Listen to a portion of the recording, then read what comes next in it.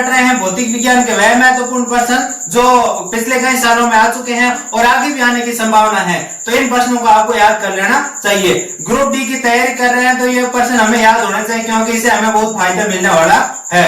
और चैनल को सब्सक्राइब जरूर कीजिए। चलिए शुरू करते हैं। हमारे पास पहला प्रश्न है, वाहनों के अग्रदीपों में प्रयुक्त होने वाला दर्पण कौन सा होता है? अग्रदीप मतलब कि वाहनों की हेडलाइट, जिससे लाइट पड़ती है आगे के लिए, वो होता है अग्रदीप। तो उसमें समतल दर्पण होगा या फिर उत्तल दर्पण होगा या फिर अवतल दर्पण होगा या फिर बेलनाकार होगा। देखिए, जो वाहनों का अग्रदीप होता है, हेडलाइट होता है, उसके अंदर अवतल दर्पण का उपयोग होता है। हमने वाहन के आगे हेडलाइट में देखेंगे तो हमें इस प्रकार से मिलेगा दर्पण और यहाँ पर बल्ब लगा हुआ होगा, तो ये जो दर्पण होगा ये अवतल दर्पण होगा। अगला प्रश्न, विशिष्ट प्रतिरोध की इकाई या फिर मात्रक होता है। देखिए, एक होता है प्रतिरोध और एक होता है प्रतिरोधकता, तो दोनों अलग अलग है। तो प्रतिरोधकता को हम यहाँ पर विशिष्ट प्रतिरोध कहते हैं। तो इसका सूत्र होता है हमारे पास रो बराबर RA/L।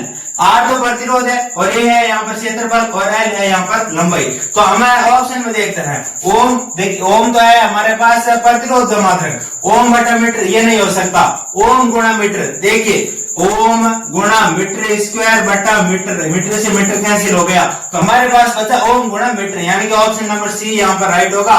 विशेष प्रतिरोध का यहाँ पर मात्रक होगा ओम गुणा मीटर। अगला प्रश्न, पनडुब्बी का आविष्कार किस वैज्ञानिक ने किया था?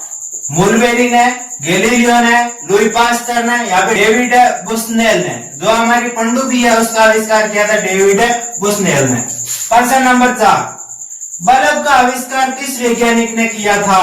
थॉमस एडिसन ने, J.L. बेयर ने, ग्राहम बेल ने या फिर G. डेमलर ने? जो हमारा बल्ब है उसका आविष्कार किया था थॉमस एडिसन ने। अगला प्रश्न, गुरुत्वाकर्षण का नियम किस वैज्ञानिक ने दिया था? मोस्ट इंपोर्टेंट प्रश्न है। जे चैंडविक ने, आइजैक न्यूटन ने, रदरफोर्ड ने या फिर बोर ने? जो हमारा गुरुत्वाकर्षण का नियम है वो दिया था आइजैक न्यूटन ने। अगला प्रश्न नंबर 6, किससे जलने पर ज्यादा दर्द होता है? गर्म पानी से जलने पर या फिर भाप से जलने पर, गुनगुना पानी से जलने पर? ये हमारी भाप है, भाप से जलने पर यहाँ पर ज्यादा दर्द होता है। उसका एक कारण होता है, जो भाप होती है उसके अंदर गुप्त ऊष्मा छुपी हुई होती है, इसके कारण गुप्त ऊष्मा छुपी हुई होती है जो कि गर्म पानी से अधिक होती है, इसीलिए भाप से हमें ज्यादा दर्द होता है। हमारे ऊपर गर्म पानी पड़ जाए तो वो कम दर्द होगा और यदि हम भाप में हाथ रख देंगे तो उससे ज्यादा दर्द होगा। अगला प्रश्न नंबर 7 है हमारे पास, निम्न में से किस पदार्थ का जड़त्व अधिक होता है? कार का, मोटरसाइकिल का, रेलगाड़ी का या फिर साइकिल का? देखिए, जो जड़त्व होता है वो द्रव्यमान को बताता है, इसीलिए यहाँ पर जिससे भी वस्तु का द्रव्यमान यानी कि वजन ज्यादा होगा उसका जड़त्व भी क्या होगा? ज्यादा होगा। इन सब में सबसे ज्यादा वजन होता है रेलगाड़ी का, और वजन ज्यादा है तो इसका द्रव्यमान भी ज्यादा है, इसलिए यहाँ पर जड़त्व सबसे ज्यादा रेलगाड़ी का होता है। अगला प्रश्न नंबर 8, ध्वनि का संचरण किसमें सबसे अधिक होता है? समुद्री जल में, हाइड्रोजन गैस में, लोहा में या फिर वायु में? देखिए, जो हमारे ध्वनि का संचरण है यानी कि ध्वनि की चाल है वो सबसे ज्यादा ठोस में होती है, तो इनमें जो लोहा है वो ठोस है, इसीलिए यहाँ पर लोहे में क्या होगी? ध्वनि की चाल या फिर ध्वनि का संचरण सबसे अधिक होगा। प्रश्न नंबर 9, ध्वनि के अभिलक्षण होते हैं आवर्ती, आयाम, वेग या फिर सभी? देखिए, ध्वनि के तीनों ही हमारे यहाँ पर अभिलक्षण होते हैं, यानी या फिर ध्वनि के अंदर तीनों ही गुण हमें देखने को मिलते हैं। आवर्ती भी देखने को मिलती है, आयाम भी देखने को मिलता है और वेग भी देखने को मिलता है, इसीलिए यहाँ पर ऑप्शन नंबर डी यहाँ पर राइट होगा। प्रश्न नंबर 10, यदि किया गया कार्य 1 मिनट में 2400 जूल है तो उत्पन्न शक्ति क्या होगी? 100 वाट, 200 वाट, 300 वाट और 400 वाट? देखिए, ये तो हमें ज्ञात करने पर ही पता चलेगा। हमारे पास सूत्र होता है शक्ति बराबर किया गया कार्य बटा समय। किया गया कार्य है हमारे पास 24,000 जूल, यानी कि 24,000 बटा समय। देखिए, यहाँ पर मिनट में दिया गया है, लेकिन जो पावर होती है उसमें सेकंड में काम में लेते हैं, यानी कि 1 मिनट की जगह 60 सेकंड। तो 0 से 0 कट गया, 6 का भाग देंगे तो हमारे पास आएगा 400 वाट, यानी कि ऑप्शन नंबर डी यहाँ पर राइट होगा। अगला प्रश्न नंबर 11, टिंडल प्रभाव किसके कारण उत्पन्न होता है? टिंडल प्रभाव किसके कारण उत्पन्न होता है? प्रकीर्णन के कारण, अपवर्तन के कारण, परावर्तन के कारण या फिर विवर्तन के कारण। देखिए चारों ऑप्शन यहाँ पर प्रकाश की घटनाएं दर्शाते हैं। इनमें से जो अपवर्तन है इसके कारण टिंडल प्रभाव उत्पन्न होता है। कभी कभी हम देखते हैं अंधेरे कमरे में बैठे हैं और एक छोटी से दरार से प्रकाश आता है और उसके आगे धूल के कण उड़ते हुए नजर आते हैं, उसी को टिंडल प्रभाव कहते हैं और वो अपवर्तन के कारण होता है। प्रश्न नंबर 12, विद्युत आवेश की एसआई इकाई होती है या फिर विद्युत आवेश का एसआई मात्रक क्या होता है? कूलम, जूल, एम्पियर या फिर वेबर। जो हमारा विद्युत आवेश है उसका एसआई मात्रक होता है कूलम। जूल कार्य का एसआई मात्रक होता है, एम्पियर विद्युत धारा का एसआई मात्रक होता है और वेबर जो होता है वो चुंबकीय फ्लक्स का एसआई मात्रक होता है। तो इन सबको भी साथ में याद रखना जरूरी है। अगला प्रश्न नंबर 13 है हमारे पास, क्षण चुंबक के किस ध्रुव में चुंबकीय क्षेत्र रेखाएं प्रवेश करती है? दक्षिण ध्रुव में, उत्तरी ध्रुव में या फिर दोनों में या फिर कोई नहीं। देखिए हमारे पास एक क्षण चुंबक इस प्रकार से होती है जिसमें ये होता है दक्षिणी ध्रुव और ये होता है उत्तरी ध्रुव। यहाँ से चुंबकीय क्षेत्र रेखा निकलती है और इधर प्रवेश करती है, यहाँ से निकलती है और यहाँ पर प्रवेश करती है। जो ये है उत्तरी ये दक्षिणी ध्रुव है, यानी कि ऑप्शन नंबर ए यहाँ पर राइट होगा। प्रश्न नंबर 14, ऊर्जा का सबसे बड़ा स्रोत कौन सा होता है? यानी कि सबसे ज्यादा ऊर्जा हमें किससे मिलती है? कोयले से, सूर्य से, पवन चक्की से या फिर विद्युत यंत्र से। देखिए दुनिया भर में जहां भी देखेंगे सूर्य से सबसे ज्यादा ऊर्जा हमें प्राप्त होती है, इसलिए सबसे बड़ा स्रोत हुआ सूर्य। प्रश्न नंबर 15, पवनों का देश किसे कहते हैं? इसका अर्थ यह हुआ किस देश के अंदर सबसे ज्यादा पवन चक्कियां लगी हुई है या फिर उनसे विद्युत ऊर्जा बनती है? इजराइल, डेनमार्क, भारत या फिर दक्षिण अफ्रीका। जो डेनमार्क है, डेनमार्क को पवनों का देश कहते हैं क्योंकि इसके अंदर जो है सबसे ज्यादा पवन चक्कियां लगी हुई है और जितनी भी वहां पर विद्युत ऊर्जा बनती है उसकी 25% इन पवन चक्कियों से बनती है। प्रश्न नंबर 16, कार्य करने की दर किसे कहते हैं? विद्युत शक्ति को, विद्युत धारा को, विद्युत ऊर्जा को या फिर चुंबकीय फ्लक्स को। देखिए जो हमारी विद्युत शक्ति है उसको कार्य करने की दर भी कहते हैं क्योंकि बराबर P बराबर होता है W/T, कार्य बटा T को कहते हैं कार्य करने की दर, यानी कि ऑप्शन नंबर ए यहाँ पर राइट होगा। प्रश्न नंबर 17, वस्तु में गति किस बल के कारण परिवर्तित होती है? यानी कि कोई भी वस्तु अगर रुकी हुई है उसको गतिमान करना है तो कौन सा बल कार्य करेगा, या फिर कोई वस्तु चल रही है तो उसको रोकना है तो कौन सा बल कार्य करेगा? असंतुलित बल, संतुलित बल, घर्षण बल या फिर पेशीय बल।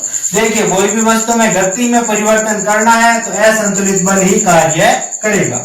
प्रश्न नंबर 18, दाब को किससे दर्शाते हैं? यानी कि दाब का यहाँ पर सूत्र कौन सा है? बल बटा लंबाई, बल बटा क्षेत्रफल, बल गुणा क्षेत्रफल या फिर बल गुणा लंबाई। देखिए दाब का सूत्र होता है बल बटा क्षेत्रफल, यानी कि यहाँ पर ऑप्शन नंबर बी राइट होगा।